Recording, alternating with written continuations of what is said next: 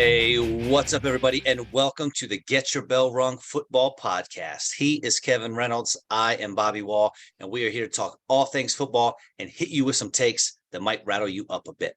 On tonight's show, we will look into the always exciting, especially this year, AFC West. Speaking of exciting, are you excited, Kevin? I've never been so excited, Bobby. I do love the AFC West. It's got my boy, my homies in it. Yes, that's right. And we'll see. We know that I am not as high on him as you are. Another thing we know is that there's no chance that you looked at the show notes. Correct. So you don't know what our listener question is for the week. Correct. And it's been one of my favorites. I love the chaos that the NFL can bring, especially when it comes like the free agency time, people changing teams, all these crazy trades we've had. I have loved every second of it. And our listener question goes along with that. And it's, what are some trades you would love to see go down before the start of the regular season? Now, before you ask me to repeat the question like you always do, I'll go ahead and do that for you. What are some trades you would love to see go down before the start of the regular season? Now, I have three. Do you want me to go through mine and then we talk about that while you come up with at least one of yours? No. Do you have one? I had one, but now it just got ruined today. Oh, well, okay. Where did you want Julio to go? Who? Oh, I thought you were talking about Julio Jones going to the Buccaneers.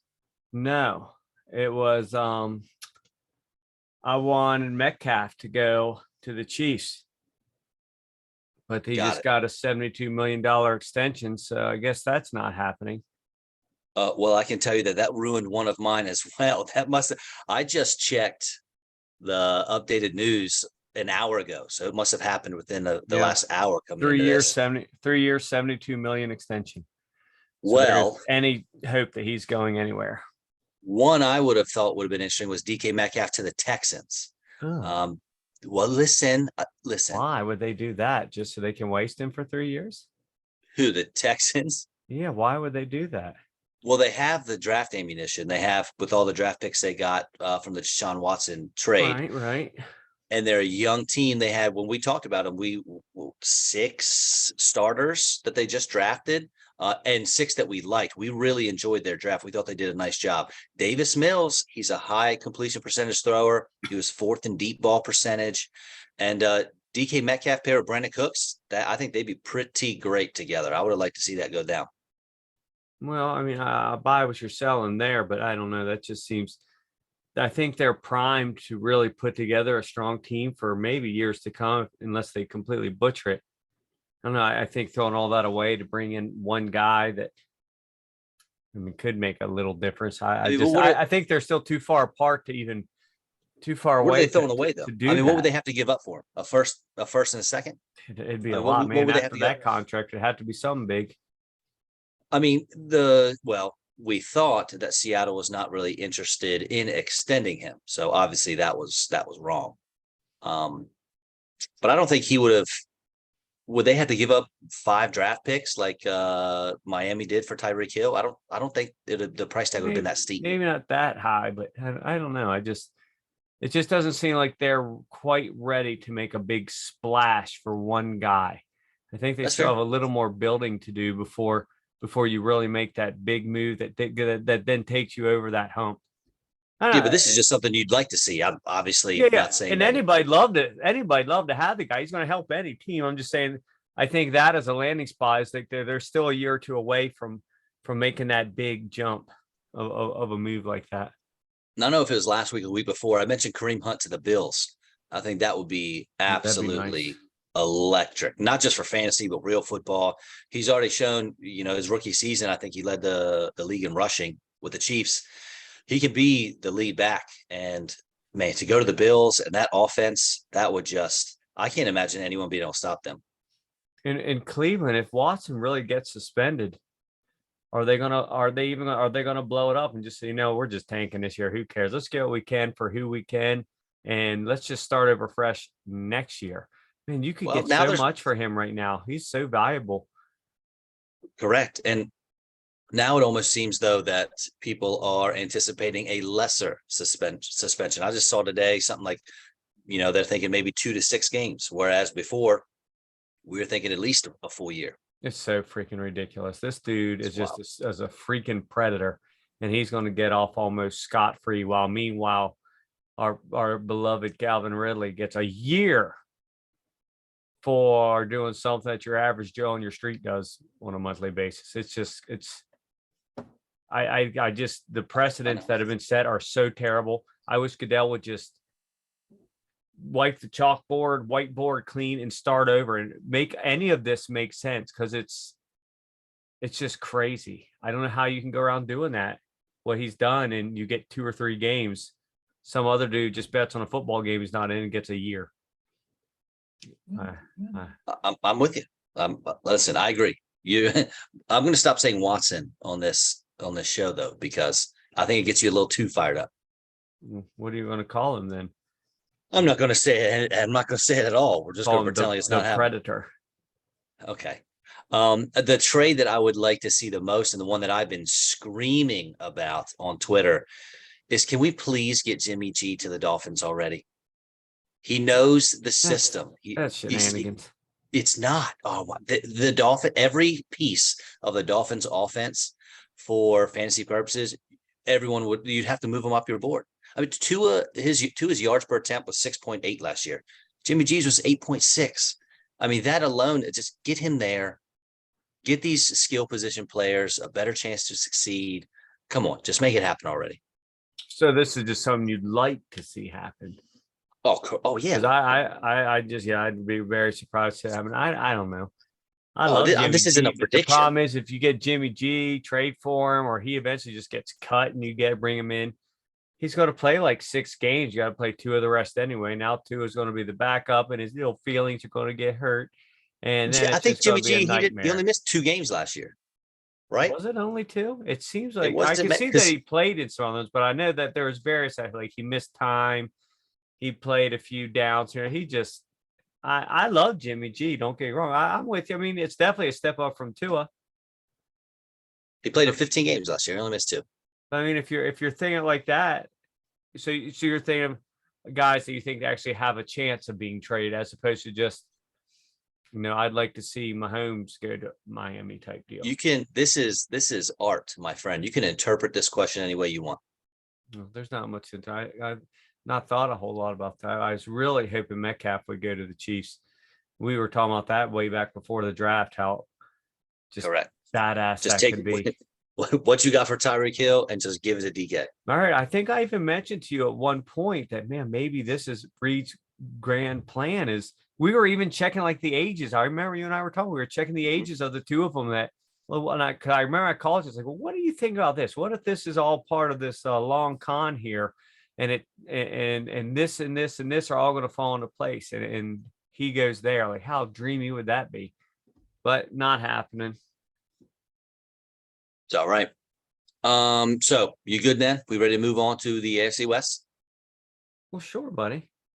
Awesome. Denver Broncos. Let me tell you a little bit about them. They are currently tied for 7th with plus 1,600 odds to win the Super Bowl, even though they finished last year 7-10 and last in the division. The tough thing about the Broncos is that whatever happened last year, it doesn't really matter. How often they ran the ball, how often they passed, what were their tendencies in the red zone, all that stuff. The only thing we can really look at is our coaching staff, but even then, they're new. Now we can look at Nathaniel Hackett's pass, which I did a little bit. He's coming off back-to-back years of having a top 10 passing offense in Green Bay. So I think it's safe to say Russell's going to get his chance to go off. And as far as defense for Denver Broncos, we can't forget they had the 3rd best scoring defense in the league, and we're top 15 in both passing and rushing defense. This squad is set up for a Super Bowl run. Yeah, but then they're also set up to maybe come in last place in their own division. We could do that for every single exactly. team. Yeah. Over. So did you just see Nate Hackett's quote just came out? I did not. Not only is he going to let Russ cook, the whole thing's based off that quarterback. See how those guys run the practice, how it's going to look as we keep moving forward and they get used to it. The play calls and continue to master the system.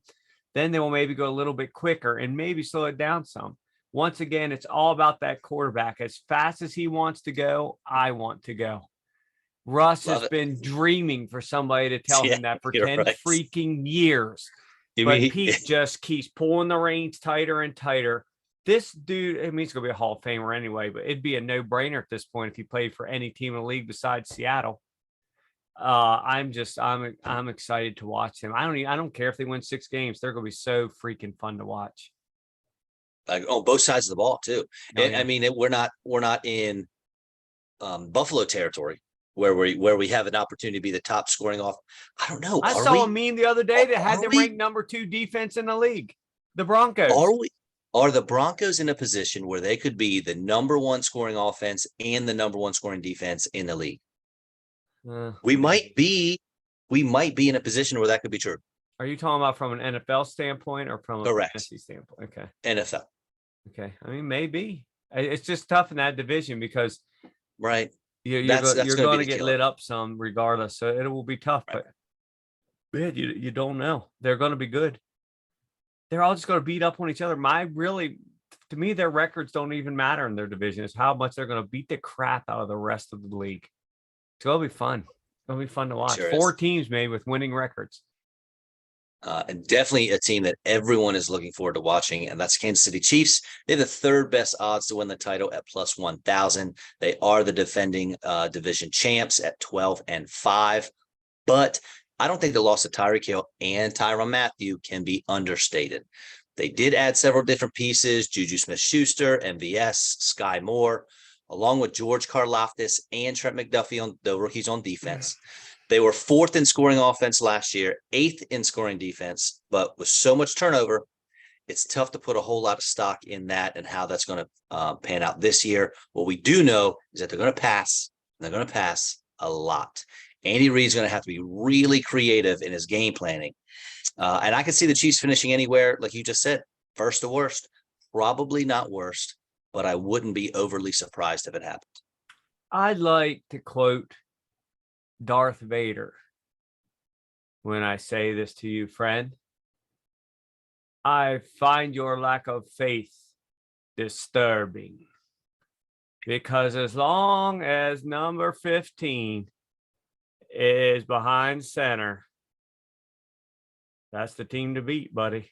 That's just the way it is. Look at him dancing for you. Okay. There's a Pat Mahomes Funko Pop. That's what they're called. Yeah, you got that right. Dancing around on your screen. You got that right.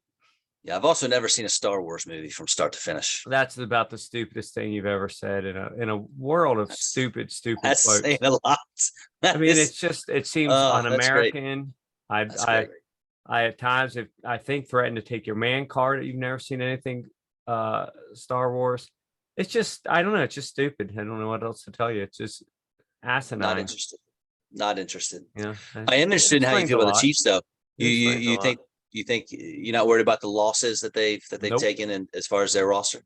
Nope. I told you. I think you can make the case as an overall unit, their wide receiver core might be better. They don't have Tyreek. I don't think any one of them replaces him. I think they'll have growing pains for 4, 5, 6 weeks, and then they'll be fine. As long as you got Mahomes, I think you're, and Reed, I think you're pretty much in business. And I don't think they got killed on defense either. I love the Honey Badger. I really do. We love Karlaftis too. That addition's great. Yeah, I just don't think. I think it's hard to not give Andy Reid the benefit of the doubt at this point. Well, I agree, but when you're an Eagles fan and you watched him get so close so often and not get it done, he did get it done in Kansas City, obviously, but he also got close and didn't get it done. So maybe he just got lucky once. Well, I can't really get too down on a coach who made it to the Super Bowl a second time and lost. It's not likely that like he had a bad season because of that. I'm not down on him. Yeah, the AFC is just stacked. I'm not pretending KC's going to just roll through everybody. I don't believe that. But I think until somebody steps up and beats them, they're the favorites to win this division. All right. The team that's not the favorite will be the Las Vegas Raiders. They are 17th right now in the NFL in terms of odds of winning the Super Bowl, plus 4,000. They finished last year second in the division at 10-7, which was wild because there was a lot of turmoil going on with them last year. John Gruden and switching coaches and all kinds of stuff, losing players. It's wild they made the playoffs. Brand new coach Josh McDaniels comes in, and brand new toy in Davante Adams. We had the Colts, who were a top 10 offense and top 10 defense, miss the playoffs. And the Raiders were 18th in offense and 26th in scoring defense, but they managed to find a spot in the postseason. That, sir, is why we play the games. And they also had a negative 65-point differential. They were outscored by 65 points total on the year and still played extra games. That is wild to me. They have the 29th ranked offensive line according to PFF. That is not stellar. The biggest question mark for me, as far as fantasy is concerned, is what is this offense going to look like with McDaniels in the building? Is it going to be that running back by committee and short, quick passing game that we saw the Patriots run for 20 years? If I had to guess, I'd say it probably is. But we've also seen coaches try to be Belichick after leaving New England, and it just doesn't work. What do you think this offense looks like? Well, it's funny you said that because that includes him. Correct. He's already crashed and burned once. I think it'll be far more open than the Patriots. I think he'll still do the RBBC. But I don't think that they went out and did what they did to just waste it. I can't imagine. I think they're going to open up. I think they're going to have to. I do think when they play some of the high scoring offenses, they will try to do a little more ball control, slow down. Best way to stop the Chiefs and Chargers and Broncos from scoring is keep their offense off the field. You got Max Crosby, who I don't know who it was. I saw one of the guys on the team refer to him as a generational talent, that he's just improving so much every year. He's already all pro. I don't know. These guys could do some damage, buddy. And Carr does like to throw deep. So if they do want to open up that offense, they can do it. Absolutely, they can. All the pieces are there. You could say top two receivers, tight end. You could say that's the best unit in the league of their top two and the tight end. Those three guys, when they're on the field, who do you cover? It's their games do play well off of each other because you have that big tight end and Waller taking up the seams. You got Davante Adams, who can do literally anything. And then you got little Hunter Renfrow running around doing those quick slants and cuts and that awesome route running. It's quite the trio. He's a little badass too. He's not afraid of contact. He doesn't run across the middle and duck. That is most definitely him and Cooper Kupp, dude. They put their heads down and try to knock you over. I still can't get over the picture on running around Twitter and Facebook, social media, DK Metcalf and Hunter Renfrow side by side. Just the body makeup of those two guys, and knowing that they're both NFL wide receivers is shocking. You could make, I know this sounds crazy to anybody listening, but you can make the argument that Renfro's a better receiver. As far as DK? Straight up, as a straight, DK runs two routes, maybe a third. Renfrow catches everything. He doesn't get all diva on you. He puts his head down. He does his thing. And that's not a knock on DK. He's a great receiver. But man, as far as his overall game, Renfrow is a beast. It wasn't him, either he or Kupp, like voted 1, 2, or in the top 3 by other league receivers over the winter of the best route runners in the game. I'm just saying from a straight up all the routes he can run, all the things he can do. He's great. He doesn't have DK straight line speed. I'm not pretending that. He can't just throw 3 DBs to the ground and catch a contested ball quite the same as him. But I mean, the stats are there, and the dude's a machine. I was watching some it's like NFL training camp live or something on TV the other day, and they were at Raiders camp, and they were just showing receivers running routes, running through drills, and nobody else looks like Renfrow running the routes. I mean, he's just far and above everybody else. Even Davante Adams ran the first route, and I was like, oh, that looked pretty good. And then Renfrow ran the exact same route, and I was just like, man, that is how you run that route right there. Precision. Yes, absolutely. Yeah, and that's huge for a quarterback, because they know you're going to run it right every time. All they got to do is put the ball there, boom, catch.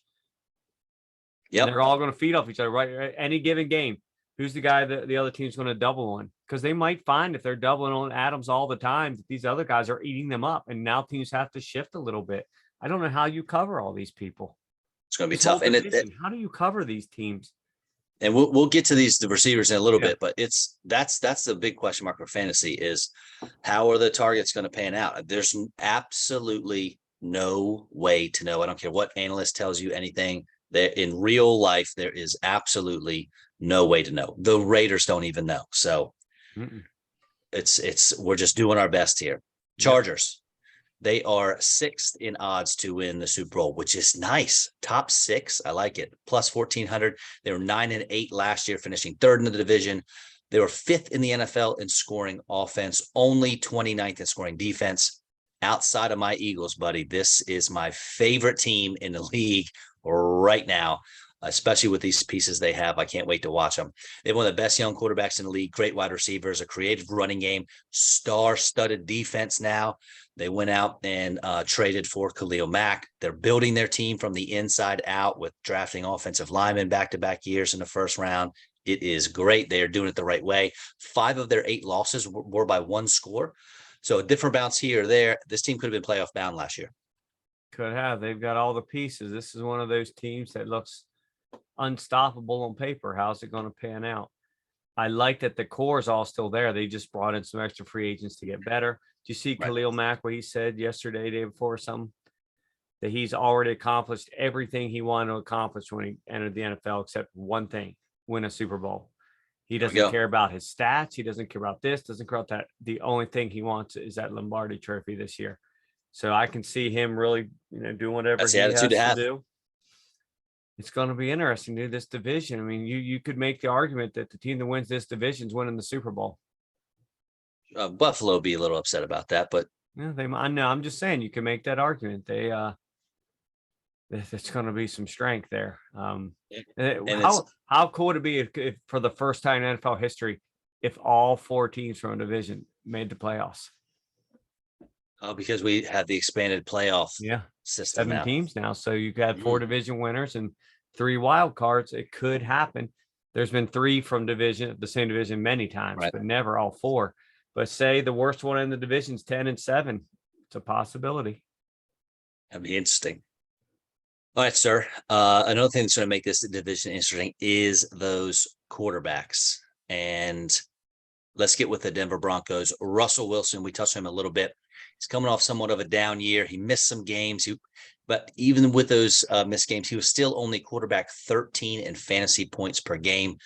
Part of that was because the Seahawks were 31st in pass attempts.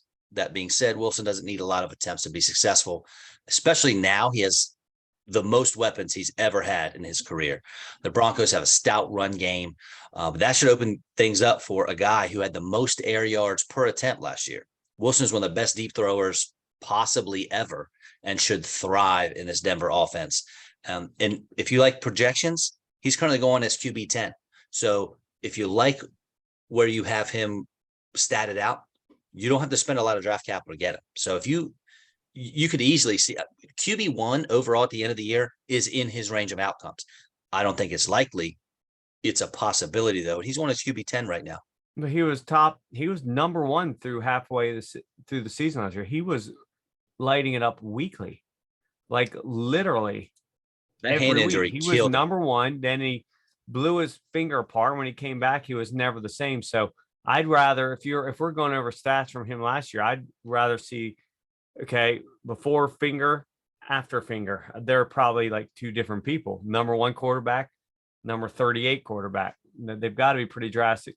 But with this team, dude, he could light up. And that quote, that was a direct quote from Hackett today. So I think they're just going to let him light it up. And then you got these dynamic running backs to go along with it. What's going to stop this offense? Again, who do you cover? It's just going to be awesome. Correct. And to Russ's credit, when he was going through all of that and his injury and everything, he did not blame it on the injury. No, Russ. He's like, I'm good. I'm fine. I've never considered Russ a diva. He's not a whiner. He's weird, though. He is an odd bird, man. Yeah, but who cares? All I care about stats. I hear you there. Patty Mahomes, your guy. You love him. He was QB4 last year and 5th in points per game. He's currently going as the QB2 in drafts behind Josh Allen and right in the middle of the 3rd round. Because of that, I'm not going to have very many shares of him. We all know I don't draft QBs that high. I will say that QBs that lose their wide receiver one, like he lost Tyreek Hill, that was a wide receiver one last year. They average a drop of 2.5 points per week in fantasy. So we're talking 42.5 points over the course of the year. That have made him QB7 in total points, but he would have been tied with Kirk Cousins for QB11 in points per game. I am not spending a 3rd round pick on Kirk Cousins as much as I do like Kirk. Why do you have to disparage Kirk Cousins? I just said I love him. I'm not drafting him in the 3rd round. Well, maybe you should think about it because he's dreaming. I'm not drafting anyone in the 3rd round. You're telling me if Josh Allen was sitting there in the middle of the 3rd round, you wouldn't snag him up? Not a chance. That's 0%. That's just stupid. But nonetheless, yeah, I love him. For anybody who doesn't know, years ago when he came out as a rookie, nobody had ever heard of him. I waited in my league of record, gave him a $2, got him for $2 the league minimum, gave him a 5-year contract. Everybody in the league scoffed at me, laughed at me, made fun of me, wasting a roster spot. Who is this yokel? He can't even beat out Alex Smith. So I waited and I bided my time, and I had him year 2 for $3. And I lit up the freaking league. The dude was a monster, and he still is. Unfortunately for me, because he did so well and made so little, he held out on me, and I had to pay him a good bit more money in year 3. But that's besides the point. He's dreamy. He's amazing. He still is. I think he's excited to sort of be starting over. He no longer has the diva who whines when he doesn't get 19 targets a game, only 18. And I think this could be the beginning of something really good. This division, as exciting as it is, might have the most question marks of any division in terms of fantasy. We don't have many questions with the Chargers. We kind of know what they're about, what they're going to do, but there are questions everywhere else. And Kansas City absolutely has a ton of question marks, both with the wide receivers and in the backfield. And because of that, I at least have some questions about Patrick Mahomes. Honestly, I hope you're right. I like Mahomes. So I hope you're right. I hope I'm wrong and he's not affected too much. I hope so too. Moving on to Derek Carr. In his entire career, he has only finished as a QB1 once, when he was QB11 all the way back in 2016. His past 4 seasons have been pretty good, though. He's never been under 4,000 yards. His completion percentage has always been over 67%. His major problems have been, 1, he doesn't run, which you need in a QB for fantasy purposes, and 2, his lack of touchdown passes. 19, 21, 27, and 23 touchdown passes over the last 4 years. He's efficient, though. His career interception percentage is 1.9. It's better than Peyton Manning's and just behind the GOAT Tom Brady, who's at 1.8. And one thing, I mentioned this briefly earlier, but Carr does like to throw the deep ball. He was 5th in air yards last year and 7th in yards per attempt. He was also number 3 in clean pocket completion percentage. He completed 75% of his throws in a clean pocket. And this is what irritates me, because the Raiders didn't hardly do anything to bolster their offensive line.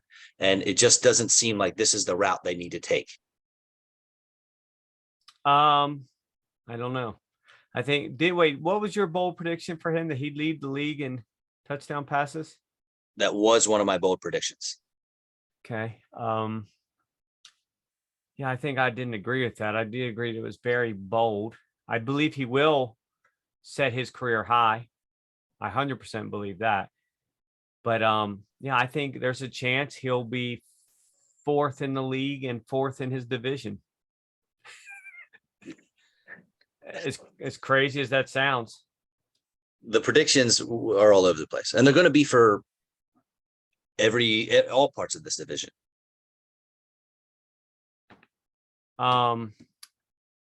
Yeah, I don't know. He's that. I think that's maybe the biggest question mark of all. What's that offense? How's it going to run? And how are they going to use Adams? If they use him how the Packers use him, they should be stomping field. And how could he not have a lot of touchdown passes? They're going to move the ball. Yeah, I don't know. I No, don't know where obviously. to put him. He's somebody I want to root for because I really like the dude. But man, it's tough in this division. You're in a lot of divisions. He'd be maybe the one, definitely the two in most divisions as far as quarterbacks. But this one, he's probably 4. He's my QB 13, just behind Kirk Cousins, who's my QB 12. Yeah, yeah. What's he going? He's going 13th, right behind Aaron Rodgers. Man, Yeah, wow. yeah. You know who's not going that low? And that is Justin Herbert, the golden boy, the chosen one, the guy that's going to give the Chargers their first championship. LA is doing all the right things to make it happen. Herbert is the talent that can take them there. I think. I don't know, because I'm pretty really wanted to sure have it. they're going to lose in the Super Bowl to the Cowboys. Okay, here we go. Anyway, Herbert had the second most pass attempts in the league last year, 672. He threw for over 5,000 yards and 38 touchdowns. He was 5th in red zone passing attempts as well. And I didn't know this, 5th in red zone carries for quarterbacks, which I didn't realize he ran that much. Or runs? I did not go back and look at the film, just the stats. Just asking. He was QB2 last year. He is my current QB3. The only blemish, if you can even call it that, and gives me a little bit of hesitancy, It's his acne. No. Have you seen it last? He got something done every year of his NFL because career. acne is more blemishes. money, he's more handsome. Yeah. Well, when you got that kind of money, That's I know, and you're the face of the franchise, they don't want you looking like a 7th grader anymore with your greasy hair and your acne. The only thing I can't imagine the NFL really cares what their players look like. He's the face of the franchise. Of course they do. I guess. And they are out in LA, so maybe they do need a pretty boy leading the way, Guy's got carrying the deep torch. pockets now. He probably had all kinds of dermatologists coming after him. Hey, buddy, let me clear that pock up for you real quick. Back to football.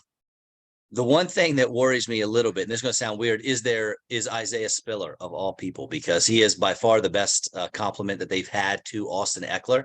And if they have him, it makes me wonder this guy's 225 pounds and he's talented. If they have a guy like that, are they going to run the ball down towards the end zone more than passing? Like I said, Herbert was QB5 in red zone passing attempts. You got a big bruiser like Isaiah Spiller. We might cut down those red zone pass. Maybe, right. That's he's my QB3. It's not holding me back very much. It's just something that's in my consciousness.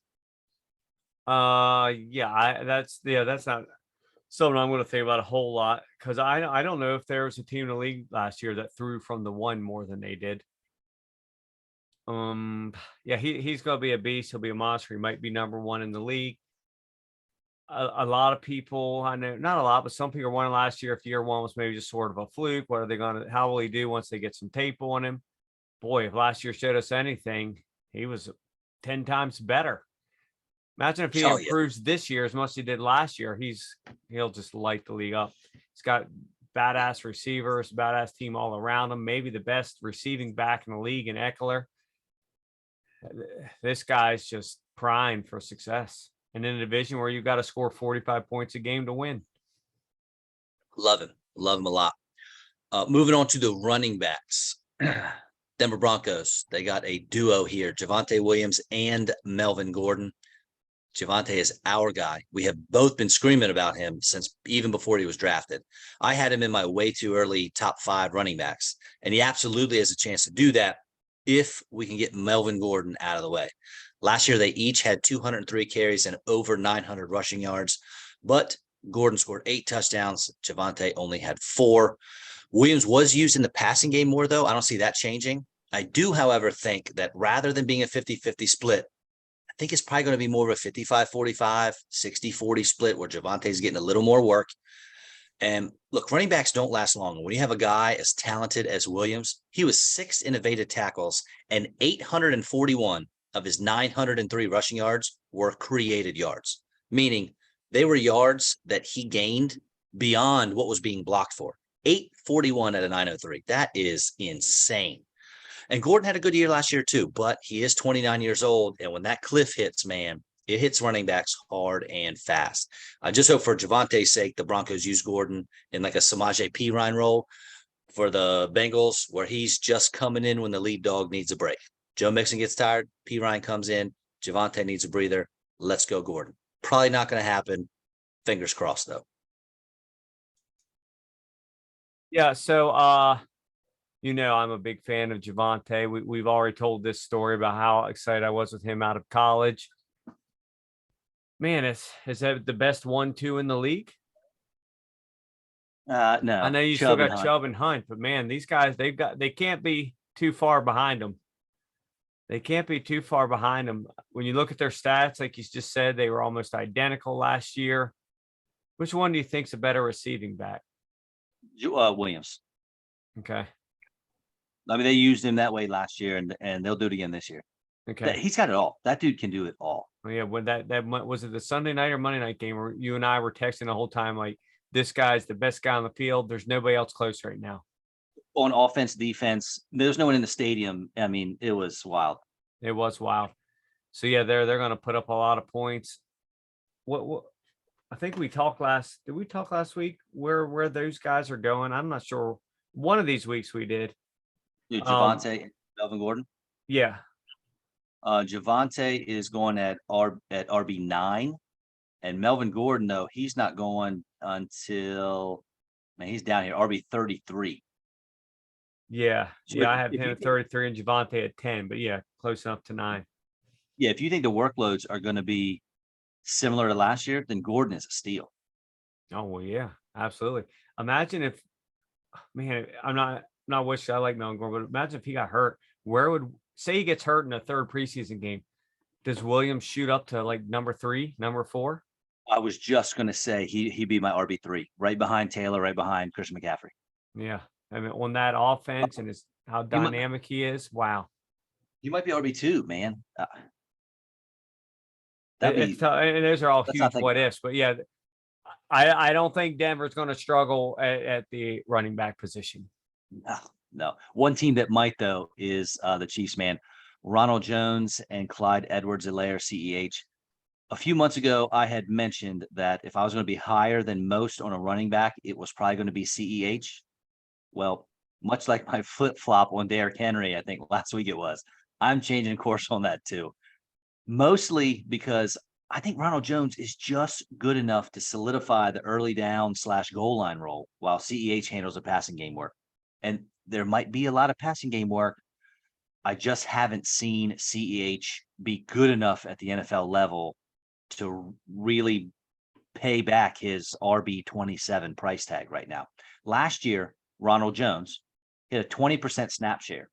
The year before, though, he had a 47% snap share, which was good for 32nd in the league.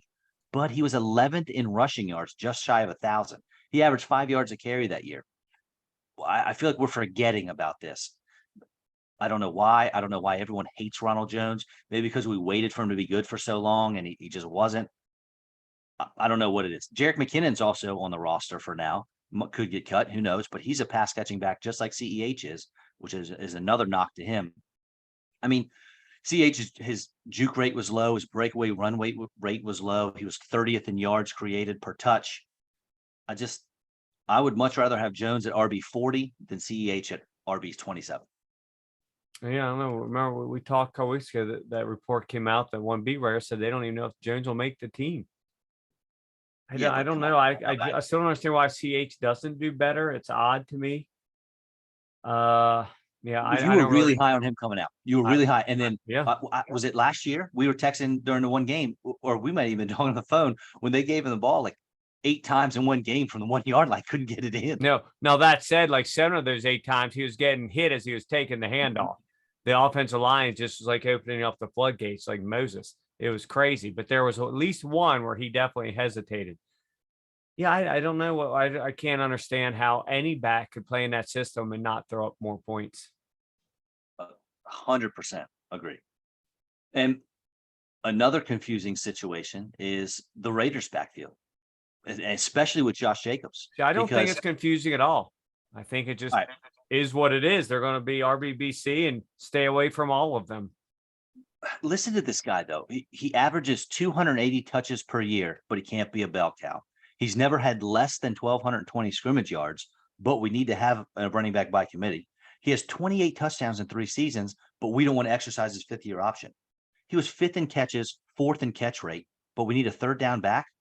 He was 9th in yards created and 7th in evaded tackles. I don't know what I'm missing here. Do you know who was 8th in yards created and tied for 7th in Jacobs with evaded tackles? Santa Claus. Your boy Joe Mixon, who is your Nice. maybe RB1. Jacobs is RB20 and dropping. Mixon's RB7. I don't know why everyone hates Jacobs so much, including the Raiders. He's performed every year he's been in the league. Yeah, I don't understand it either. It's I mean, I get what they're doing now. That's not their style. They're not going to pay a running back a bunch of money. They want a whole bunch of fresh guys out. They'll play whoever they're playing. One week it could be him. Next week it's Drake. Next week it's God knows who. I don't know. It's a situation. I don't want. If I have to take one, I'm taking Jacobs. But I'm not spending in my league of record. I'm not spending any kind of money on him. I'll let somebody else pay for his name. More power to you. But I can't do it. If you want a cheap $2 running back in your league, that's Kenyon Drake. He's not going to be the first down, second down guy. Strictly third down, strictly second string role. And right now he's on his RB 64. I'm not really worried about Brandon Bolden they brought in. He's a special teams ace. That's what he does. He'll steal a few catches, a couple games throughout the year, but that's it. 2 years ago, Drake had 1,000+ scrimmage yards and double-digit touchdowns, right? Does no one think that Kenyon Drake can't be the James White role in the Josh McDaniels offense? That's a lucrative role if he can get it. If that's something that Drake nails down, I think I mentioned a few weeks ago in previous episode that James White led the Patriots in touchdown catches more than once on the season. Yeah, he's a beast. Did you see this Kenyon Drake thing from just a little bit ago? The Athletics, Sean Reed reports he's expected to maintain a significant role in the Raiders' backfield. There you go. See, look at this. But what is significant? That's what I'm saying. When you got 4 guys that are going to take turns out there, what is significant? Don't know, but if you're worried about spending that money, like you said, spend it on Drake then. I would if I can get him. He won't go. As a matter of fact, I think he's actually already signed. I think he's on a team that I won't have any access to him. But you're right. If he wasn't, that's the guy. I'll let somebody else spend 25 on Josh Jacobs. I'll spend 3 on Drake. And if you're in redraft, Drake's your what? RB5 or 6? Yeah. Yes. Yeah, you take that chance on to plug him in with injuries, with this and that and the other. You never know. Any given week with buys, you throw him in, you might get a lucky touchdown catch. It's strange. The whole situation is just so bizarre. I'm just looking here at Kenyon Drake is now RB 61, so he's moved up a little bit. But Trey Sermon is going right after him. I mean, Trey Sermon doesn't even have a role in the offense as of right now. He got kicked to the curb. Deontay Foreman is going before Kenyon Drake. I'd much rather, at least Kenyon Drake, we know has a role. And how is Gus Edwards 50th? I don't know. I guess coming off the injury, people don't trust it. All right. Someone who is nowhere near RB 50 is Austin Eckler. He was last year's RB2 by 42 points and half-point PPR leagues. If not for Jonathan Taylor, this dude is king of the castle. And he did it mostly on the back of 94 targets, 74 catches, 647 receiving yards, and 20 total touchdowns. 20. That's not going to repeat itself. His other touchdown totals in his career, 5, 6, 11, and 3. Let's just say this past year you give him 11 touchdowns, which were his most ever. He'd been RB5, which I think is right around his ceiling. Not a huge drop off, obviously, the RB2 to RB5, but I think that is his ceiling. And I have him in RB7. So I think that's a little bit more appropriately priced than him being current RB2. So I'm not going to have very many shares of him because he's going to go in the top 2, top 4 picks. And if I pick up there, I'm not taking him there. He's going to have to drop for me to get him. but a lot of people are buying in those 20 scores. And I'm telling you, that we're going to have regression there. We're coming back to the mean. So, I mean, I know they're going to be in a lot of shootouts in the AFC West. And it's also hard for me to see Eckler getting more than 94 targets. This dude is getting drafted at or above his ceiling, and it's a little too rich for me. Now, it probably sounds like I'm down on Eckler. I'm not. Love him. He's awesome. I had him on more than one league last year. He's just too expensive for me. So as you know, I love Eckler. I had a good deal on him in my league of record a couple years ago. He was dominating for me, and then he got hurt. And ultimately, I was in contention for the title, so I traded him. Oh no, that's a blatant lie. I didn't trade him. I made another trade to get Josh Jacobs, and I got in serious financial trouble when Eckler came back unexpectedly. I had to dump him. And then this massive bidding war went in, and the guy that has him now is paying about what he would go for, probably like $62-$63, which is about what he'd go for in my league right now. I think it's a fair price. But yeah, he's dreamy. But yeah, you're right. There's no way he's scoring 20 touchdowns again. If he does, we'll say great job. We were wrong, but it's going to be hard. A lot of mouths to feed. He had 4 in that one game, like in the first half. You know, you take away that, now we're already back to 16. Right.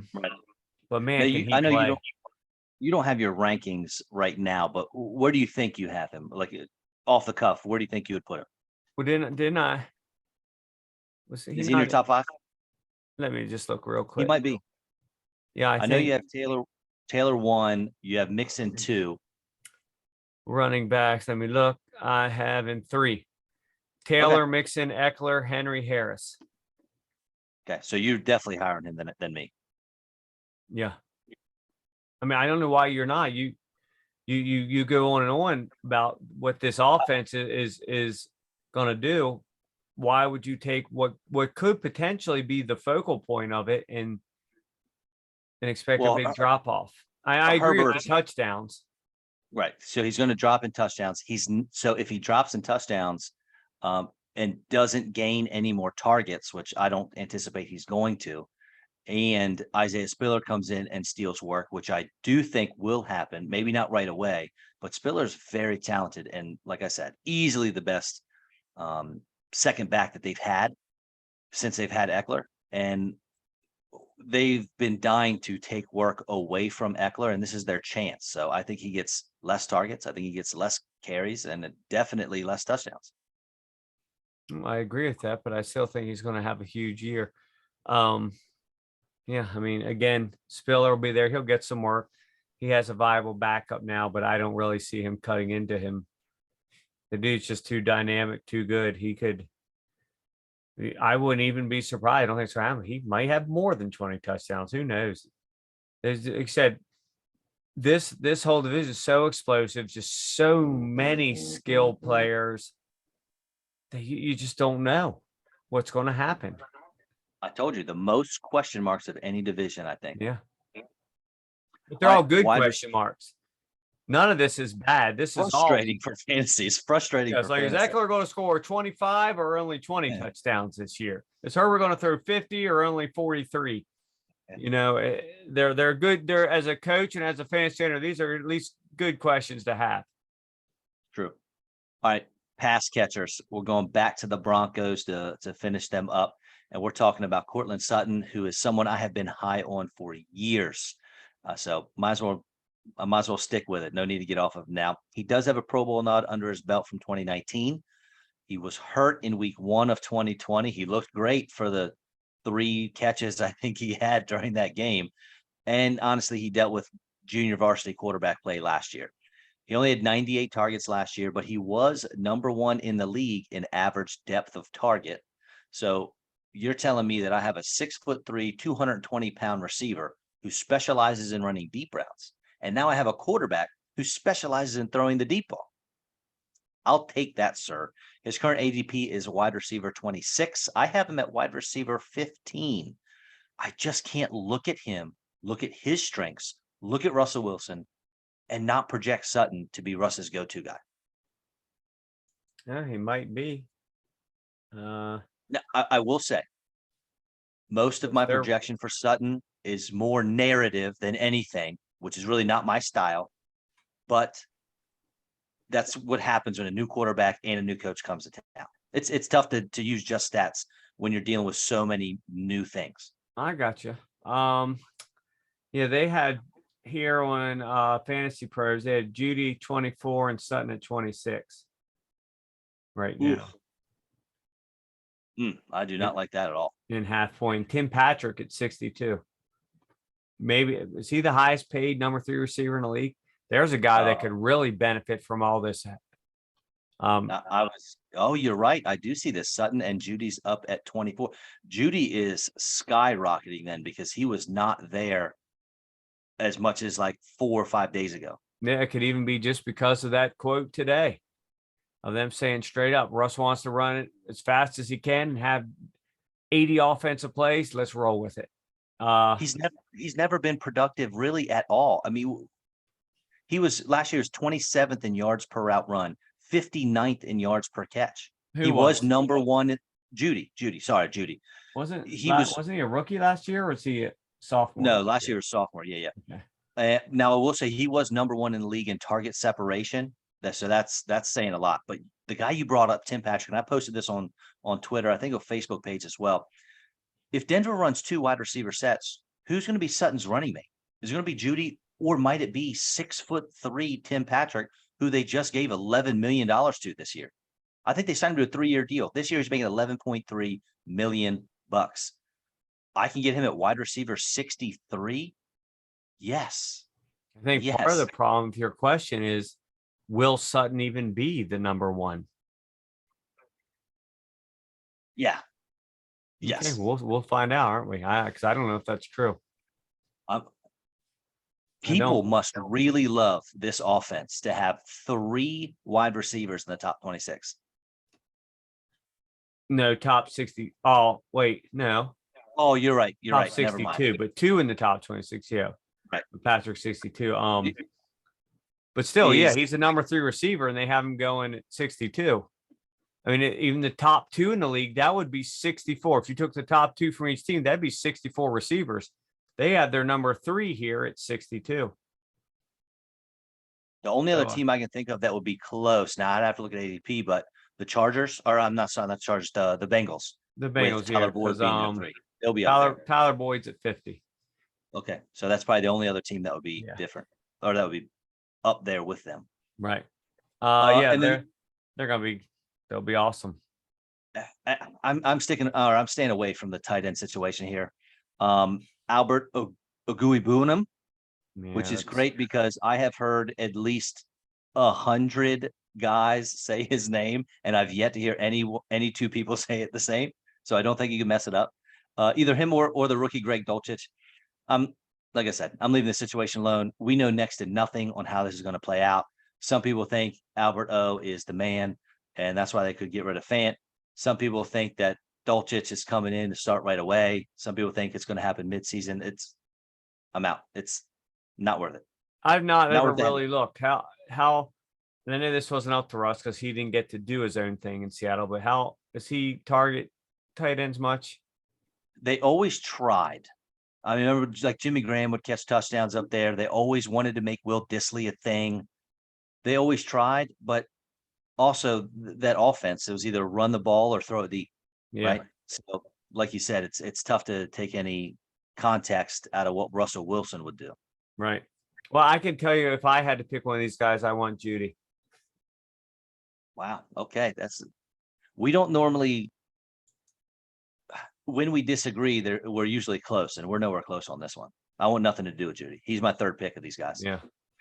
I have nothing. Cortland Sutton, he doesn't do it for me. I don't know why. He just doesn't. I'm not saying he won't have a decent year. If I'm looking now and I had to hedge my bets, I'm putting all the money on Judy.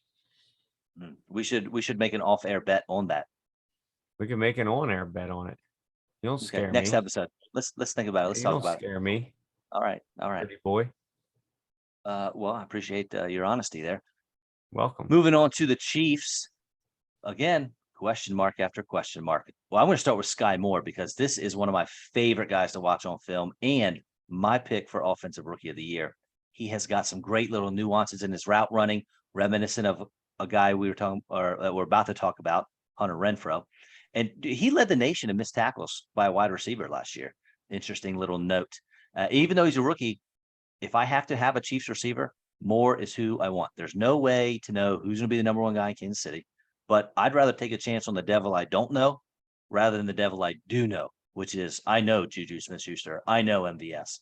I'm taking a gamble on Sky Moore, and he has the lowest ADP of them all. I think he was wide receiver 56. Yeah, And Juju's 34. Yeah, I would much rather have Sky Moore down at 56. MVS is 52. Yes, and Sky Moore's 55 now. Yeah. Yeah, I don't know. For a Either one long-term of these league, two. I definitely want Sky Moore.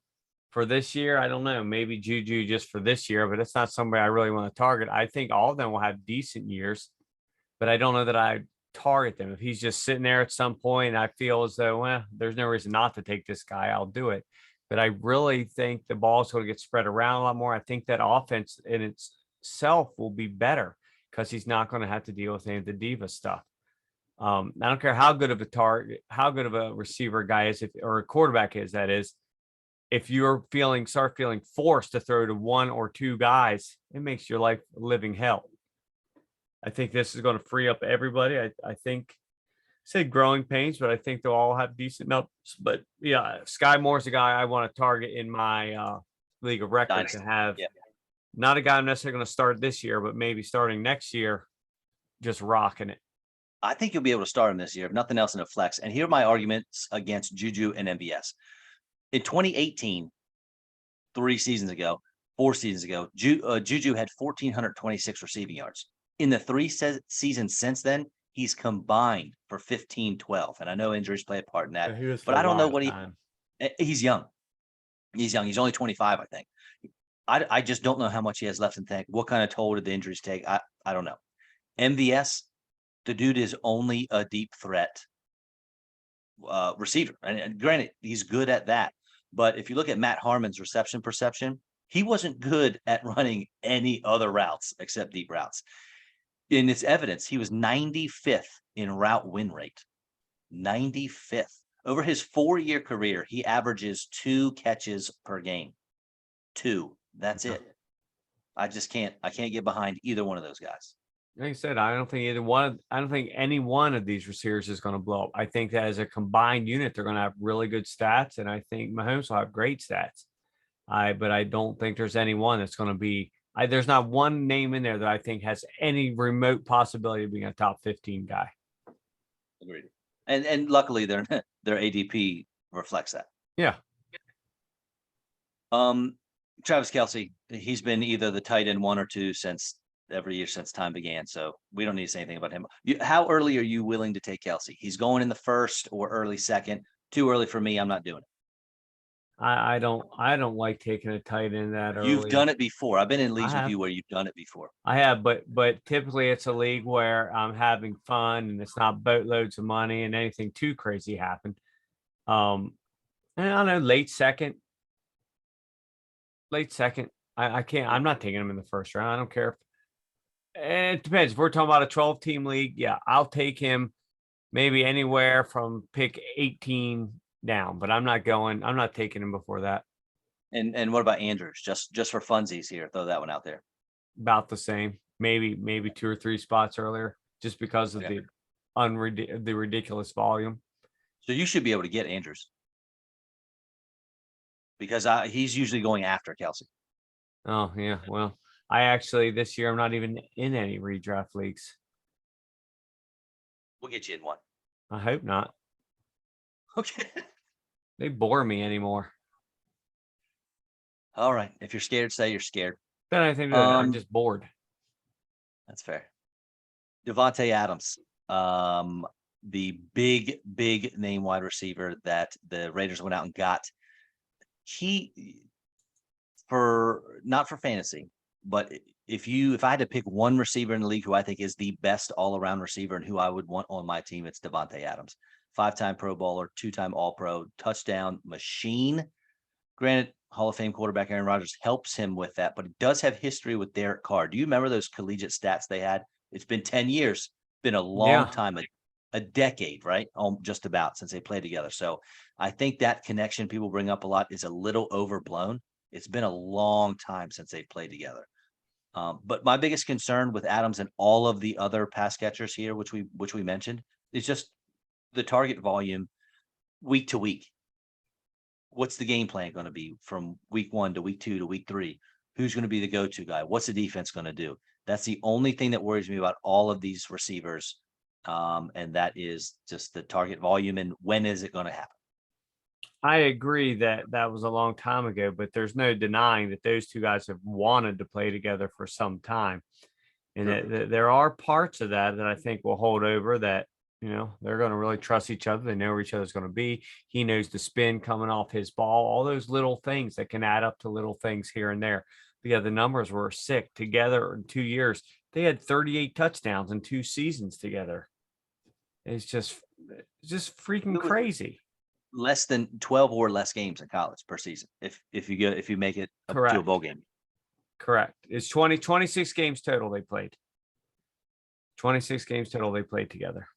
38 touchdowns in 26 games. And roughly a little over 3,000 yards. Yeah, it's just insane. It really was. Yeah, he's a beast. How are they going to use him? Like I said, this is such huge turnover of everything between that, the receiver, the new head coach, all these things. And McDaniels, is he going to try to be Belichick again and fail like he did with the Broncos, or is he going to do something different here and really use like I said, they didn't spend what they did on him and bring him in and give him all that money to have 73 catches and 6 touchdowns. Yeah, I don't know. I wish I knew, man. I wish we had crystal ball and could look and see how this is going to pan out, because it's going to be one of the more interesting little sidebars of the league is how this Raiders offense really pans out. I don't want to beat a dead horse with the Hunter Renfrow stuff because we have talked about him already. If I had to pick a guy, I don't think he's going to be the highest scoring guy, but as far as price tag, what you have to pay to get, he might be the best in a PPR league. Mm-hmm. Simply because if he is the Wes Welker, if he is a Julian Edelman of a McDaniels offense, if that's what he runs, that's always a lucrative position. And he's a compiler.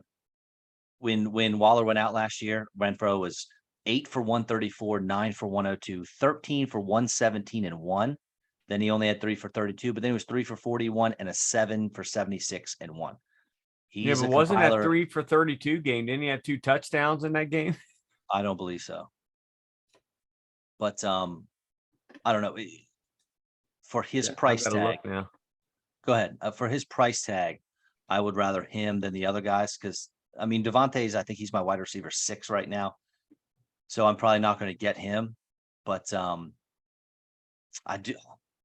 love Renfrow, and if he can get that Edelman role, he can get that Wes Welker deal, he'll be able to return big time dividends on his wide receiver 31. He was wide receiver 12 last year. He'd easily be a top 20 receiver, PPR leagues. Oh, no doubt. That was the 3 for 32 game was at Cleveland. I think it was one of those really muddy, terrible games, if I remember correctly. But it was on January 9th against the Chargers. 4 receptions on 5 targets, 13 yards, 2 touchdowns. Yeah, sick. And Carr looks for him in the end zone. So he had 5. He gets a lot of red zone targets. He had 5 touchdowns in the last 5 weeks. Yeah, it's impressive. Yeah. Now Waller for me, he was a top 3 tight end for me last year. I know he got hurt. He was tight end 6 in points per game, which I can live with. If I take him as my 3rd tight end, he gets me top 6. I can take that depending on the draft capital. Another reason I don't spend high on tight ends. He averaged around 9.5 points per game. I could see that happening again. 9.5 points per game isn't too exciting. It's not, I'm not too upset about it either. But because of that, he's just not an elite option for me anymore. I think he's my tight end 5 or 6. But again, not going to get him because someone's going to jump on him way early. Yeah, he was my number 5. He's got the hardest schedule coming up for tight ends. Of course, that doesn't matter so much year to year. Man, the more I see things about it, the more I'm trying to become a believer. So I like the dude. I root for him. All the stuff he's been through, and being a former Raven, I root for the guy. But could he be buried under this new thing, this new offense, or could he be the biggest beneficiary of all? Again, we have no freaking clue. I don't know. I don't know where to draft him.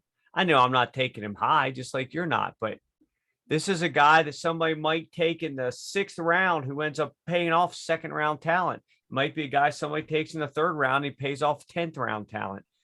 Literally no freaking clue. So let's finish this off with a team and a position group that we do kind of have a clue about. We'll start with Keenan Allen of the Chargers. This dude is old faithful. He's like that old worn-in shirt that you have that your wife or girlfriend complains about because you wear it all the time, but it fits. It's comfortable. It gets the job done. Allen isn't a flashy pick by any means, but you're never upset when he's on your team. He had 157 targets last year, over 100 catches, over 1,100 yards, and 6 scores. He finished as a wide receiver 2 or better 10 different weeks. Dude is steady Eddie. Wide receiver 15 last year, 14 the year before, wide receiver 8, wide receiver 12. Back in 2017, he was wide receiver 3 coming back from an injury. Yeah. Every single year, his points were between 195 and 211. Besides his breakout, he had 233. Dude, it is death, taxes, and Keenan Allen scoring around 200 fantasy points, man.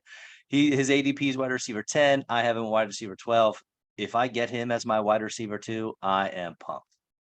Oh, well, yeah. If you get him as your wide receiver 2, of course you're pumped, because Correct. that's either 10 or 12 is a wide receiver 1. Yeah, but I've been doing mock draft. It's not uncommon for that to happen because depending on your league, a lot of folks are, Keenan Allen, he's boring. I don't want him, so he's dropping. It's so weird in my league. Every year, if somebody if when he goes back out there, he's either way underappreciated or way overappreciated. Like, there's never any in between. Somebody's either spending 60 on him or spending 26. There's never anything in between, depending on the group of people you're drafting with. And that's what I'm saying. That's why I've been getting him as a wide receiver 2 lately. Yeah, he's an enigma. It's weird. He either goes way too high or way too low. Yeah, he always produces. The dude can play. He's on a great offense. He's got a badass quarterback. He's got talent all around him. About the only knock you could make on the dude is there enough bread to go around to everybody? Well, I hope so, because his running mate, Here we go. Williams. Here we go. Get out the boots, people. Get out your boots. It's getting deep. He's got 2 seasons under his belt with over 1,000 yards receiving, and he has a season with double-digit touchdowns. Last year, he had 129 targets. He was wide receiver 10, beating out our beloved Keenan Allen, and he just got paid. Now, sometimes some wide receivers, they get the cash. They want to cash it in. But at a bare minimum, the Chargers would not have paid him 3 years, $60 million if they weren't planning on making him a big part of the offense. You take that, mix it with a high-scoring division, fairly easy schedule, mixed with easy matchups and blow-up spots.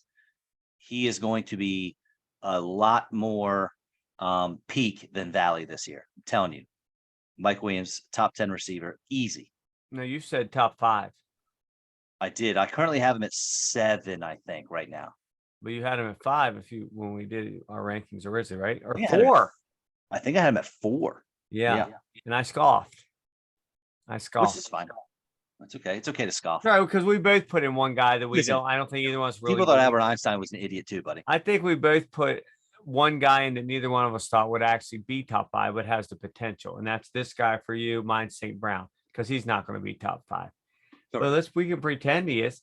My biggest worry, week 18, he had 9 receptions on 17 targets. What was the anomaly there? I don't remember. Why did he have so many? Was Allen out or something? I don't. Was this the game where they kept doing those? Yes. They thought it might end up in a tie. fades. Yeah, they kept doing those corner fades. It was like it's just every time they got near the goal line, they did a corner fade, and everybody knew it was coming. I knew it was coming. Yes. You knew it was coming. The defense knew it was coming, and Herbert just kept throwing it out of bounds. And everybody thought that they might tie on purpose so they could both go to the playoffs. But the Raiders Remember, the Raiders looked like Yeah. they were going to say, you know what, let's just do it. Let's do it. But And then they the didn't. Chargers decided they were going to be sneaky and pulled that crap and ended up blowing up in their faces, and they're missing the playoffs because of it. So they deserve it. But before that, he had 4, 9, 6, 7, 8. So he's a steady guy, but those aren't really the targets I'm expecting out of a top 10 guy.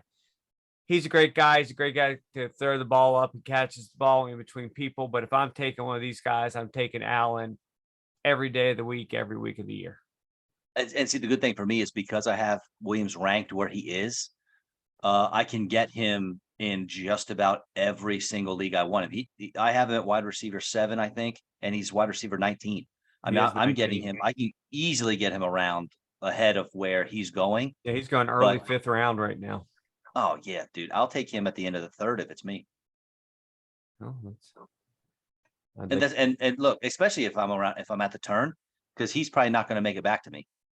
So Okay. I'm all in on Mike Williams. It sounds that way. You've made that very clear for weeks now. Part of me hopes he does well Speaking for into you. Part of existence. me hopes it blows up in your face so I can tell you I told you so. Nice. Anything for Gerald Everett? Well, we've said this before. He's a punt play. If you punt the tight end position and you want to grab him at the end or stream him, Yep. he'll be Might get, fine. yep. Might have a lucky week where he has 2 touchdowns on 3 catches. I mean, he has when you're streaming tight ends, you want a guy that has a chance of scoring a touchdown, and he's Every got week, that every yep. week with Herbert. Exactly. Right. Yeah. No. Definitely. You want a guy that's on a high scoring offense like this. It doesn't really have a number 2 even behind him that's going to take reps, because you never know. You might get lucky. But yeah, if you're punting, take Charter. I think you actually mentioned last week for some reason that you actually weren't you to say you were actually sort of high on Everett as far as those late gambles? Correct. Yeah, right. If you're throwing darts at the end, I don't mind Everett at all. Jared Cook was tight end like 16 last year in this offense, and By I mean, accident. Jared Cook's- So yeah, right, by yeah. accident. He's Yeah. out there. He's got like he's on crutches running routes. Yeah. So I'll take that. Yeah. You got very anything good. else, my friend? Not much on any of this stuff. No, this is all good. We need to mention somebody that I think we both have liked, that retired this week due to his neck injury, Mr. Chris Carson. Mhm. I always Easy. enjoyed watching the guy play. I had him on a couple of my teams through the years, and it's a shame when one of those guys has to call it quits early. But I think in He his never- case, definitely the smart decision, because Yeah, can't live without a head. that's what I hear. So or He you never know, if left the you're- yard on the field. Yeah, so I think he's probably made plenty of money, but boy, do Penny and Walker shoot up the freaking boards all of a sudden, or were they already there? Because people, as much as they were pretending, Pete Carroll, we all knew that Carson was never going to be what he was. Correct. And it's just starting to happen where Rashad Penny is being drafted before Ken Walker Jr. or no, I'm sorry, Ken Walker the third, which is what should happen. Penny's a starter, but for months now, ever since the draft, Walker's been going ahead of Penny. I'm just starting to see the pendulum swing the other way now. Yeah. So As it should. I'd like to have either of them, but I definitely would like Penny. Man, if he could do 75% of what he did the last 6 weeks last year, you got yourself an RB1. Oh yeah, no kidding. The dude was lights out, absolutely Mhm. lights out. Almost cost me the once and done league that last week he had. What do you have? Like almost 200 yards, 2 or 3 touchdowns. He had like an 85-yarder late in the game. He's talented. But yeah, that was pretty crazy. But in fact, I did win it. You sure did. And you bring it up at least once an episode, so everyone else knows as well. It is Folks, a fun format. We have to explain this format Yeah, at we some will. point this summer, yeah, for sure. because it is possibly I don't know about you. We're both high, It's the but most it's possibly intense my for sure. yeah, it's crazy. It really is intense. It seems like it wouldn't be, but boy, does it get freaking crazy. I freaking love the once and done. It is it's awesome. Folks, thank you so much for listening. If you have any questions, please shoot us a message on Facebook or Twitter. We will answer. We do one a week at least. Our tunes are by Flatline. Check us out on Spotify, YouTube, Facebook, Twitter at GYBR_podcast. Again, it's at GYBR_podcast. Again, thank you so much for tuning in, and we'll see you in a week. See you, bud. Peace.